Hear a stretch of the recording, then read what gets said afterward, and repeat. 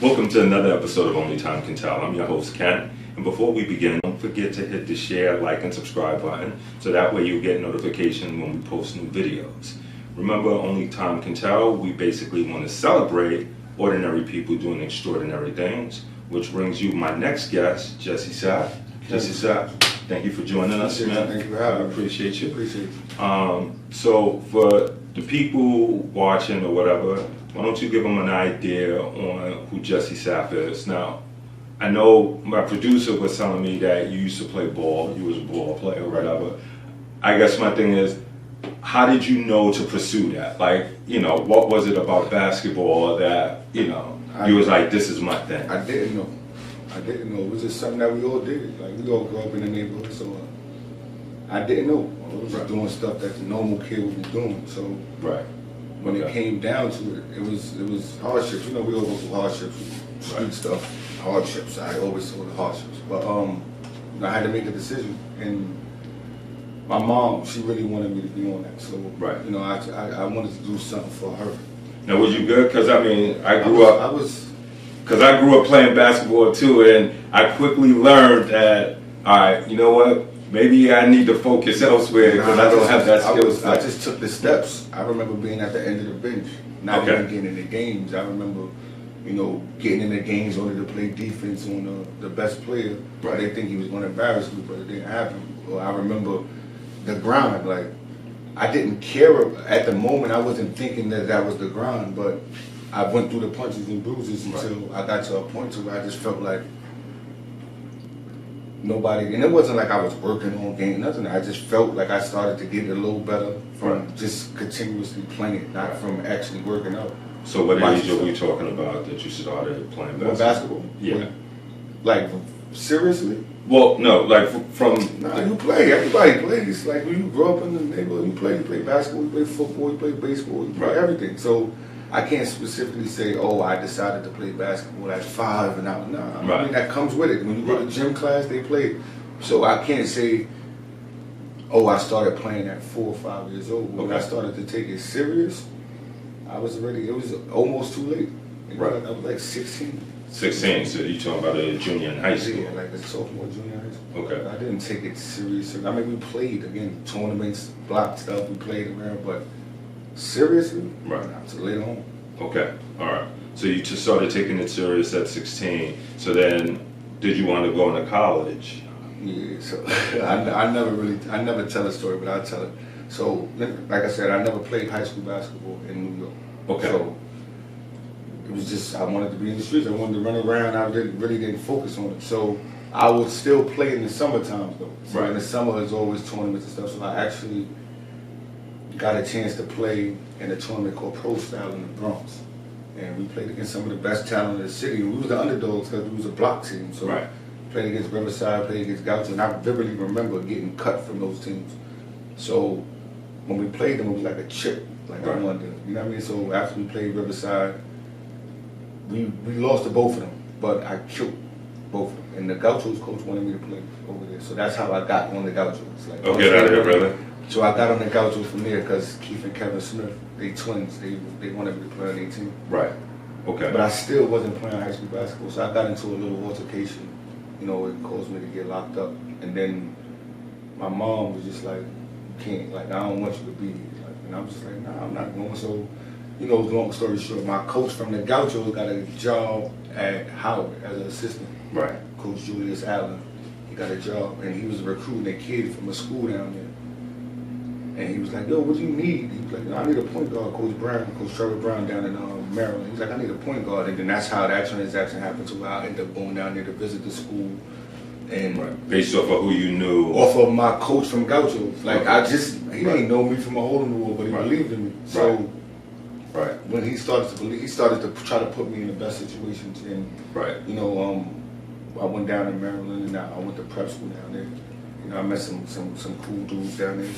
And that's how the whole college thing started to come into play because they were really looking at them. They weren't looking at me. But as I started to play and they started to see me, that's when it started to come into play. So it was like a quick turnaround for me. I didn't know how to really adjust to it, but it was a quick, from going from the streets, not knowing if you even going to graduate high school, to going to, I got all these college offers. It's crazy. Like it was a crazy turnaround. See, so let that be a lesson to you guys. You know, sometimes, you know, the universe, God, whatever you believe in, works in mysterious ways. So here you got this guy who sit up there like, I'm playing ball, but I ain't really taking it serious like that. You know, but he has some talent, and someone basically took him under the wing, and was just like all these opportunities were blessed upon him. Right, and I always like take advantage of the opportunities. Right. Just make sure you take advantage of those opportunities, because you never know when you're gonna get the opportunity again. Right. So, you know, at first I was kind of standoffish against it. Like I didn't want to go. My mom was like, "You going?" I'm like, "I don't want to." But I took it. I believed in what she was saying, so I took advantage of the opportunity that was given in front of me. Right. And that's how it became. Because, and that's another point that you brought up too, which is why it's very, very important to make sure you have like an elder in your life, because sometimes they can see things that you can't see. Right. You definitely got to have somebody who believes in you. Like, whether it's an elder, it could be a peer, but just make sure they just strongly believe in what, and they're honest about it. It's not like they just telling you what you want to hear just because you know you their people, but they're honest about it. If you need to work on something, they need to be able to tell you that you need to work on something, and you be able to take it and work on it. You know what I mean? It's not, you might not see everything, they might not see everything, but together, if you have a strong like connection of people you trust, then that can definitely make it happen. And I was fortunate to have, you know, my mom and my sister in my corner, my brothers as well, and they was able to, you know, steer me in the right direction. Okay. So now with that, where'd you wind up going to college? I went to Georgetown. You went to Georgetown. Yeah, and that was perfect. I wasn't even thinking about Georgetown. That's the crazy part. But I went to Georgetown. It was a great experience. And that was what, you was there on a basketball scholarship? Basketball scholarship. But I tell people all the time, I had to take a test to get into the school. Like when they be like, "Oh, you was on a basketball school?" Nah, I had to take a test to get into the school. Like, you just play, like they was like, "No, you good? Okay." You still got to get into, because it's such a prestigious university. Competitive and prestigious, right? All that.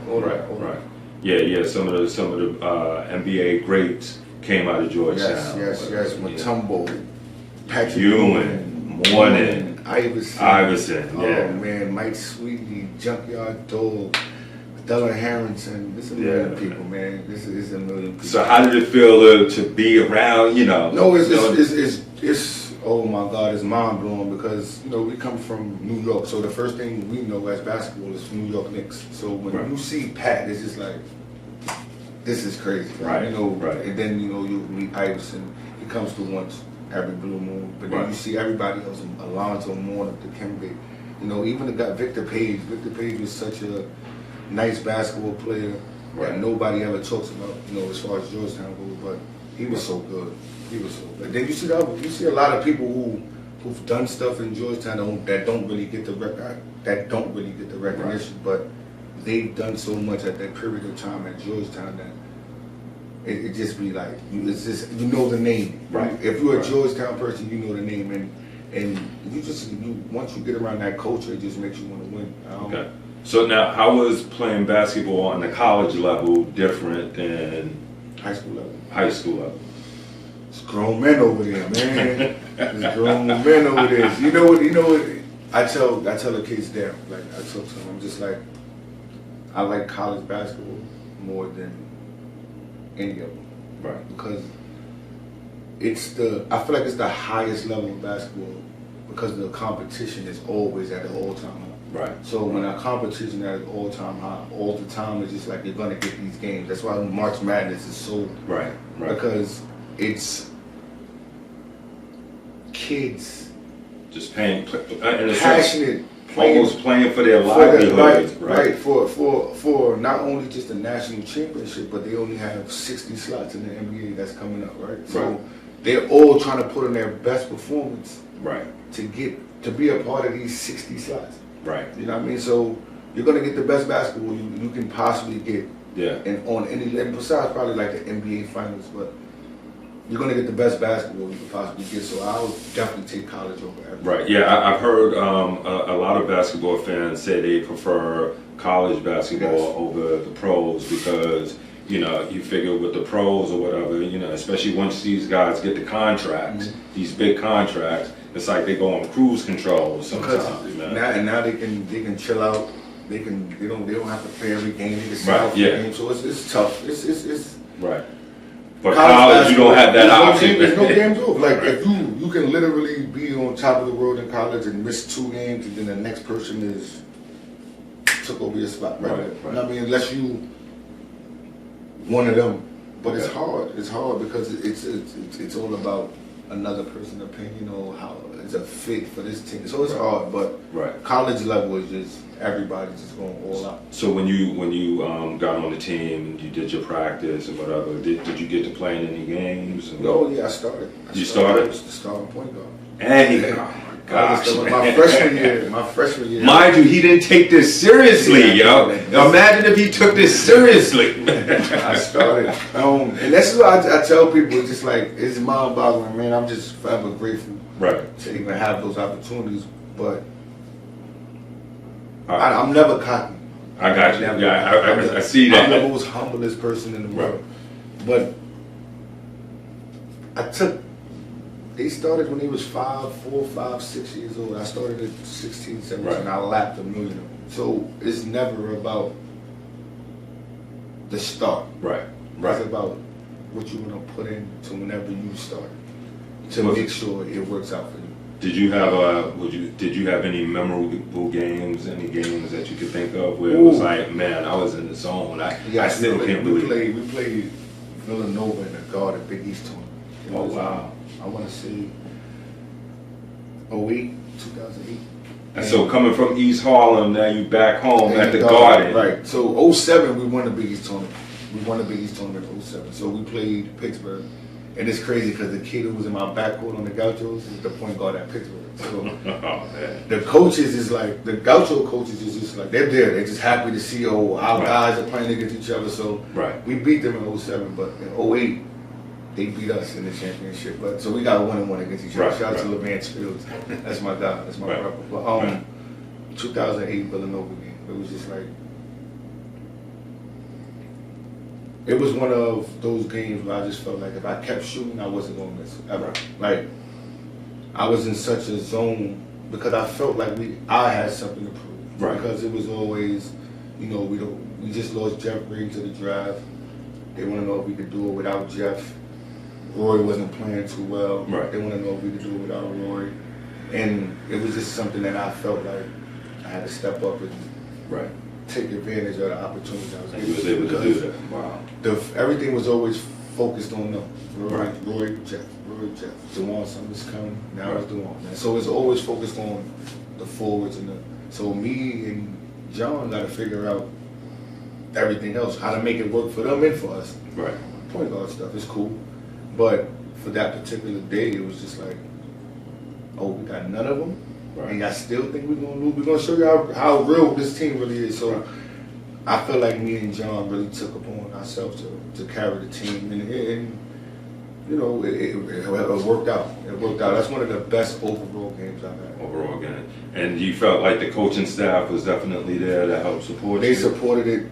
They supported it that so much. As far as that, because my assistant coaching staff was so cool that anything that Coach Thompson ever said, they know me, so they'll tell me like, listen, you still could do your thing. You still could do it. Like, don't worry about what he's telling you. Just try to look at it for what it is and still add your twist to it. You know what I mean? So they made it easier for me to really get through a lot of situations. Now you said Coach Thompson, so we're not talking about the John Thompson. Nah, we're talking about Lil John, JT3. Okay. I don't like to call him Lil John. Right. John Thompson III. Big John was such an inspiration. He make you want to win. He make you want to play your hardest.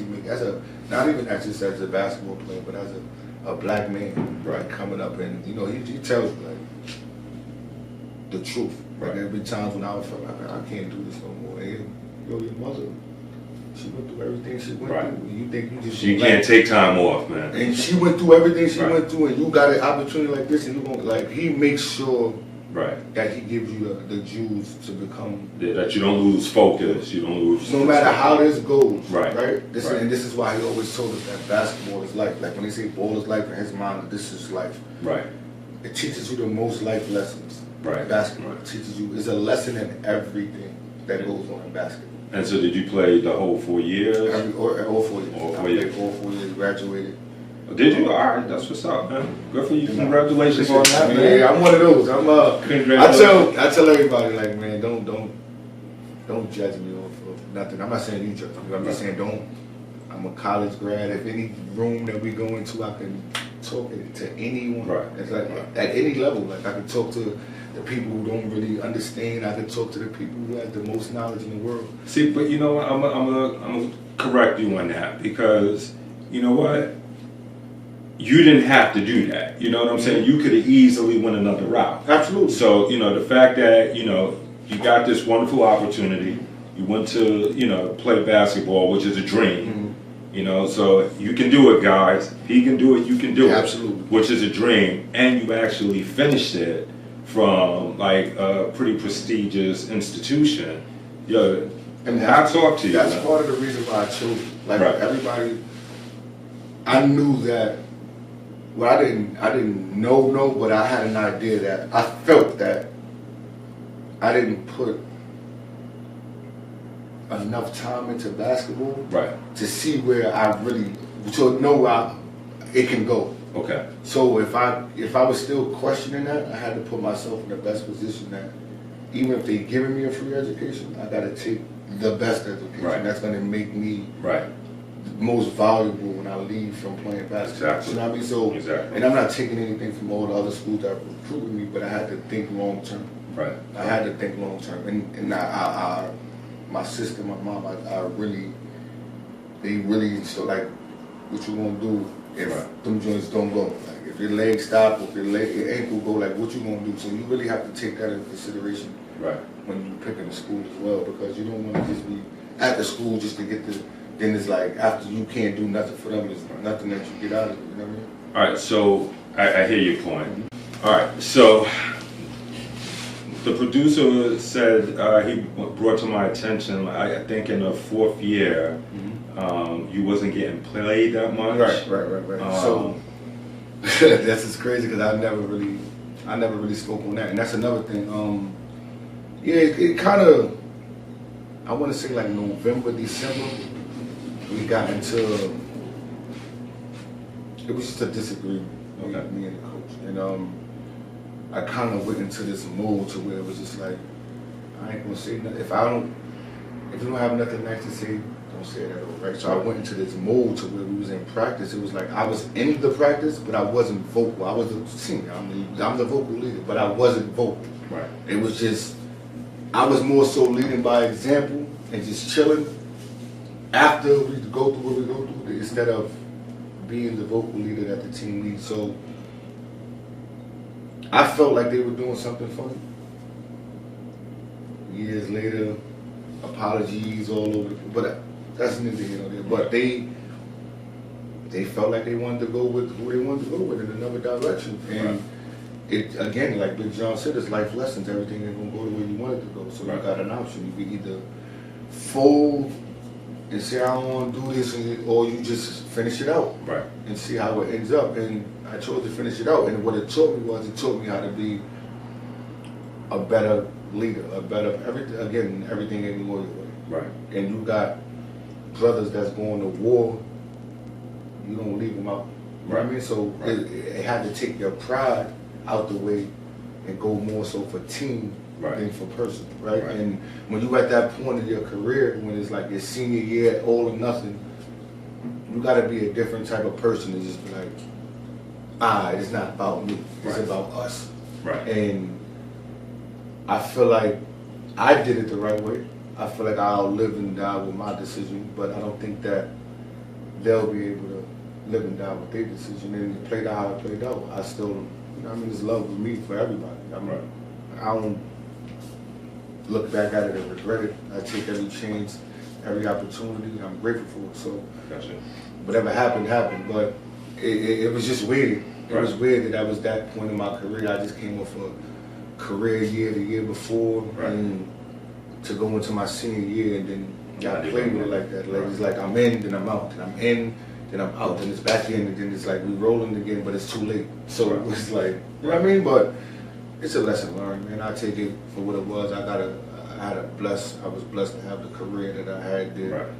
You know what I mean? So now I wanted to go back to something you said. You know, everybody in college are basically playing for 60 spots in the NBA. Obviously, I would like to think that your goal when you're on this college team is I'm going to play to get into the NBA. Right. How did that turn out? I mean, I had opportunities. Right. I had opportunities. Unfortunately, that I tore my ACL. Oh man. But I still had the opportunity, and I'm grateful for even having the opportunity. I still got a chance to play in Europe, played in overseas for many years. Oh, did you really? Yeah, Okay. I played overseas for many years. So I got to see the world. I got to see stuff that I never even dreamed that we only see on TV. You know what I Right. mean, so for me to even experience that, Right.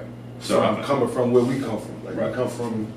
East Harlem. Yeah. It's we know how it is. Right. So for me to come from that and looking at the little bridge to go across to Randall's Island, Right. to then go into Greece, and I'm in Patra and I'm looking at the Patra Bridge like, man, this is crazy. And it's so, Wow. you know what I mean? Or we going to Paris and I'm seeing the Eiffel, like it's. Yeah, like this is all real. This is real. It's real, and it's inspirational. It's inspirational because I just want, no matter where you at, no matter what you do, Right. no matter what you do, whatever you good at, grind, go hard at it, travel, do what you want to do, man. There's just so much world out there that we get confined in these little spaces. Right. And Right. we get caught there and stuck there, but there's just so much world out there. You know what I mean? So, and I appreciate that too because I knew somebody, one of my close friends, her brother had a similar situation where he didn't get drafted into the NBA, but he wound up playing with a team over in Portugal. So you know he got to like travel all over the world. It's the same thing. It's just not publicized as Right, the right, NBA. yeah. It's not, because over there is mostly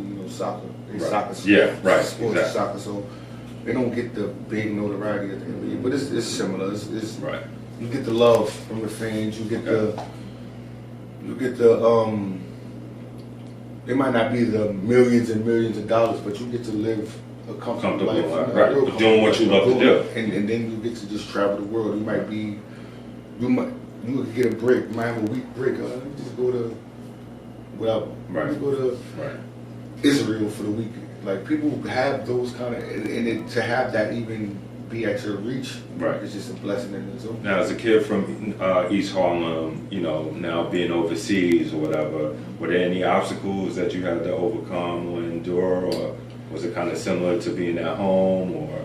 Oh no, it was many. I mean, it was a language barrier. Right. You gotta. Some countries they don't even speak your language, so it's Right. a language barrier. So once or twice I had to deal with racial situations, but Okay. it wasn't. One of them was really. It had me thinking like it was raging. Right. But Right. other than that, it wasn't too many obstacles. Like the people are cool. The Right. teammates get you acquainted with everybody, so they're cool. Your coaches, they Right. just want. You're there to help them in their Right. city. They really look at Americans as you're gonna help me in my city Do get to what where we I need to do. Right. So their job is to just make sure you're comfortable. Right. Make sure you're comfortable. Make sure he feel as the more comfortable he is, the more he's gonna help us. They feel like that. Right. So it's never really too many. Right. You get homesick. Right. Over there, 8 to 10 months out of you get homesick because you don't really get to see your family. But And how often? So, like every time during the off season, you would just be back home, and I'll come home, see the family, work Right. out, then I'm right back. It wasn't Right. too like I'll play in a few tournaments, but you'll come home, work out, Right. see the family. See, and that's another thing I wanted to stress out to you guys. You know, everybody who's watching this, who has dreams of playing ball, going to the NBA, there's other options. It's not only just the NBA. You're playing basketball is a worldwide sport. The goal is, of course, everybody wants to make it to the NBA. Right. But the goal is to actually get out. Right.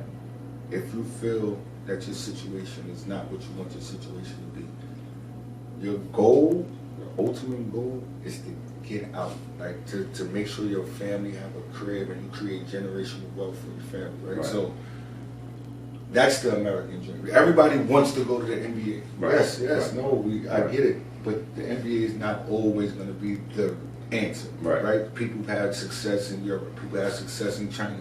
Sometimes the basketball might not be it. You know what I mean? But you can't.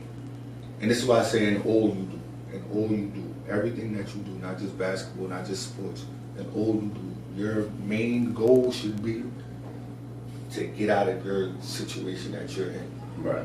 And make it better. And Right. if it's will come from it, then cool. Make your own Right. legacy. But And I want to also add to that too, because you figure you playing basketball, right? You're helping, you're giving your talent to a particular team, Right. helping them, in their country, to represent their country. So, another thing to being success is what are you giving? How are you giving back? that's one thing I've always been big on, and I think it comes from my mom. Like, Right. she's been the auntie she's Aunt Teresa, everybody. Right. So I have this heart of goals. So I do give back. So I have this organization called Harlem Gives. Right. Okay. And last year I did a give back on 47 150th in Expo. Okay. It's the park over there. It's called. Right. I did a whole big give back. Book bags. School. I had basketball. My man C. Brickley is an NBA trainer. He came out and did a little workout clinic for the kids. Oh, what? We had the influencers from Instagram, the funny guys. They came out and had a celebrity game in front of the kids. I let the kids play. I had a bunch of little vendors giving the kids stuff.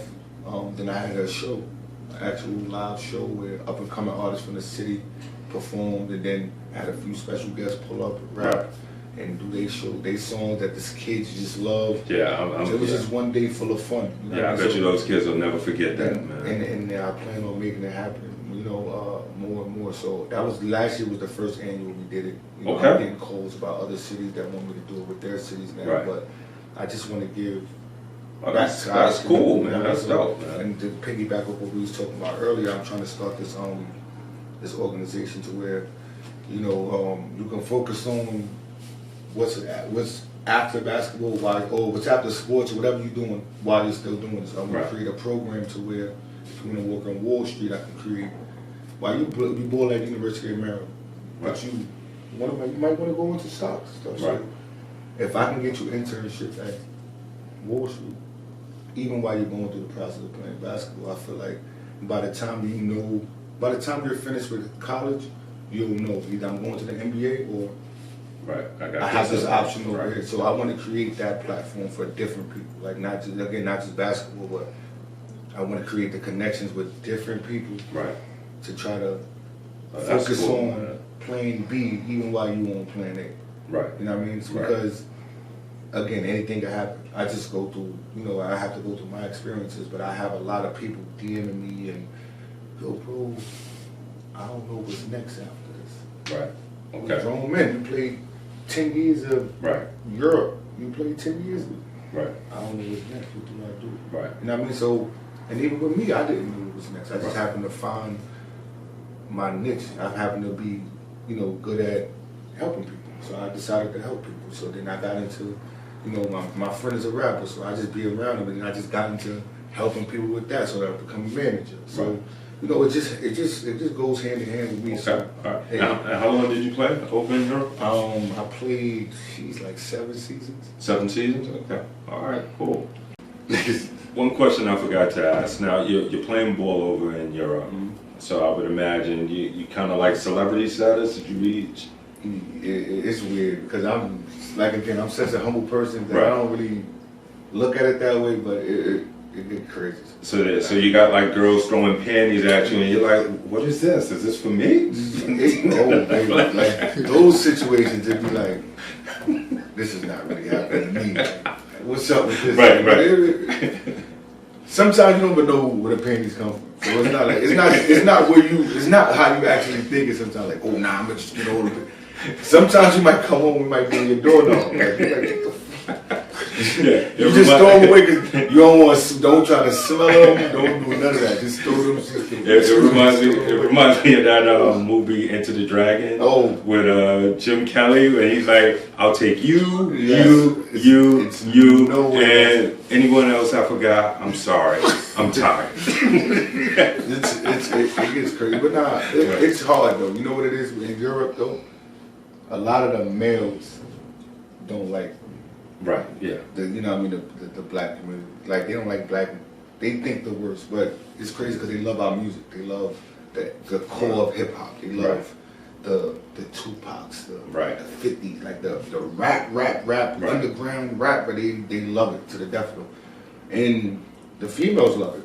Right. But sometimes in some countries I've seen it, like they will disown the female if they talk to you, like. Yeah. So you just gotta play it smart. If it's cool, if it's friendly, just be friendly, man. Just be respectful. Respect you know what I mean? You might have a couple, don't get it twisted. You gonna do what you do. Certain cities you go to, it's just like enjoy yourself. Right. Other than that, nah, it's just yeah, it reminds me of that joke that the late great Paul Mooney used to say. The only thing that's worse than a nigga is a nigga lover. Definitely, I agree 100%. Be like, oh, you're with him, you're soiled. And they hate it. They really hate it though. Like like some of them really hate it. Like girls will be like, I want to talk to you, but I don't want to. You at the end of the day, you have to go back home to your country. And they have to live there, so you don't want to mess up their little. You know what I mean? Unless you really willing to have that girl and be with her for the rest of the life or something like that. Don't put her in those situations where you can mess up her life even when you're gone. Yeah. Because you just in there for a hot minute. You're just there. Right. I got you.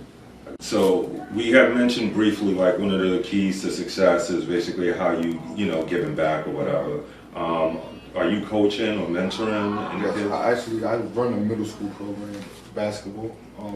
It's called Castle Athletics. We have an AAU program. So I coach the 8th graders, but the whole 7th, 6th, 5th, I'm in charge of them. So, we travel, we do a lot of traveling and playing against the best. We trying to, I just want to give kids the opportunity to travel and play and not be stuck in this and get caught up in all this stuff that's going on. So, I wish I could take everybody with me to where we can all play, but we got a good group of kids that we take and travel with, and that's going on. I also, like I said before, I got a few artists that I'm managing. Okay. Quanio, Richard Belly, and Chicken Seed. Well, how did you get into that? Because I said my friend. I mean, I've been around music my whole life. Like, I've always had a love for music.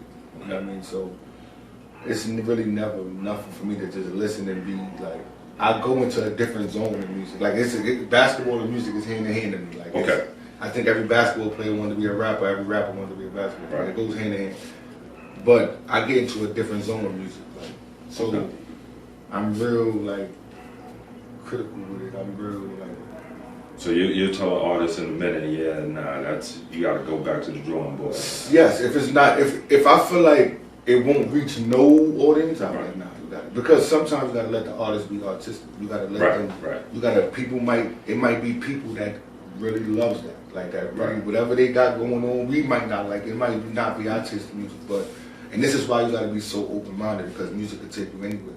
So if this artist if it's just terrible, you like, yo, bro, like this is not it. You gotta tell them that. But see, that's a little tricky though, because, and the reason why I say that is because, you figure whether you like something, whether you love something or hate something, it's still getting an emotion. Absolutely. You know what I'm saying? So it's like opposite sides of the same coin. Right, but if everybody hates it, then what? If everybody comes in, like, nah, this ain't it. You come in, this ain't it. Girls come in, this ain't it. No, this ain't it. I don't want to hear this. Then what? But it's still getting a reaction. But it's not going to be it. What is it going to do for you? Is it going to create a negative, like, don't listen to him? I mean, it could, but even though either way they're going to listen, right? I get what you're saying. Either way they're going to listen. Whether they love it, they're going to hate it. Either if they talk about it, say it's bad, people are going to listen to see how bad it really is. If they love it, people are going to talk about it, see how much they love it. But we have to be honest with us. Like, certain music is for a time, certain music is Right. Are we trying to make it, or we had a time period and then it's like over for you? Or are we trying to make something that's gonna last for forever, for life? And the reason why I brought that up is because I remember Prince, another like great artist or whatever. Prince, either I liked his stuff or I didn't like his stuff. There was never any. In between, like, is it alright? No, it's alright. It was, you know what I'm saying? So it was just like, and then I had to realize like, that's what a good artist does. Like, a good artist is always gonna like push your boundaries. And sometimes you're gonna like it, and sometimes you may not even be ready for it. Sometimes, and I'm glad you said not ready for it and not like it, because sometimes it's like it's not what you're used to, so you don't really like it, but it grows on you. Then you start, and I think that a lot of artists of this time have like that kind of impact. As far as before, which is like the impact of the artist was like, nah, this is he's gonna be around for a long time. Like, this hit, oh man, it's still hitting to this day. Okay. I don't really. There's only a few artists that you can say do that now. So that's why I say the music business is hard. Like, oh yeah, it's much harder now. Especially once streaming came in, it's like it's hard. I mean, it works out for the people who's underground, but it's just hard because it's so much at the same time. Right. It's like all the same thing going on at different times. It's like it's hard, but we doing all right. We doing good. That's good. That's good. All right. Well, learned a lot, man. I appreciate you coming out. Before you leave, man, why don't you tell our viewers where they can find you? Oh man, you can find me on Instagram at Young Sapp. If you want to follow me on Facebook, I'm on there as Jessie Sapp. It's me, man. You know what I mean? So holla at me. I'm not funny. You can holla at me. Just don't ask no funny questions. Don't talk funny stuff. I don't talk back to that, but just holla at me, man. I'm around. I'm not the funny guy. Well, Jessie Sapp, man, amazing story, man. I appreciate you, man. Thank you, man. Love, bro, love. Appreciate you. All right, guys, that's going to do it for us for this week, man. Jessie Sapp. An incredible story, and just reminds you that anything is possible, man, as long as you basically are willing to put in the work at the right place at the right time. Miracles can happen, man. But that's going to do it for us. Don't forget to share, like, subscribe, hit the comments. Let's grow this channel, and we'll see you next time. Peace. I hope that you enjoyed the video. Please don't forget to like, share, subscribe and hit that notification bell so you will always get an alert when a new video drops.